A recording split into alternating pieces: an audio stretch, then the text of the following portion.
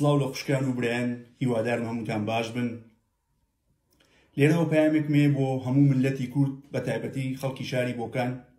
شاری بۆکان شاری حەسەن زیرەک نییە، بەڵکو شاری ئیمپراتۆری مادەکان یا هەمان میدیایە کە مادەکانەوە بە فارسیەوە حساب نییە، بە کوردیەکە یعنی میدیا.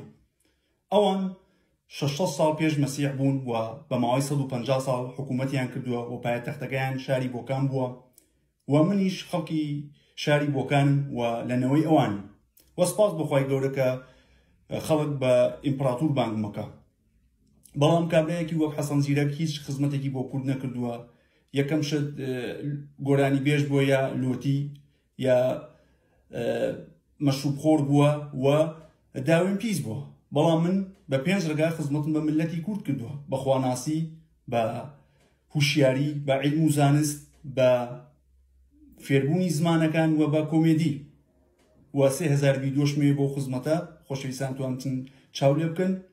و هەر کوردێکە شانازیەکە ئەبێ شانازی بە ئیمپراتۆری میدیەکانەوە بکە، لەبەرەوەی کە ئەوان زۆرترین هێزیان بۆ لەو سەردەمەیە. شایدیش ڕۆژگارێک بێتەوە دیسان ئەوان هێز بگرنەوە یا ئێمە کەسانێک پێیا بن دووبارە و ئیمپراتۆریە زیندووکەنەوە. و تکایەکەم لە ملەتی کورد بە دوای گۆرانی بێژ یا هەمان لۆتی و هەڵپەڕکێ مەکەون، بەڕاستی ئەبێ زۆر کەمیکەنەوە.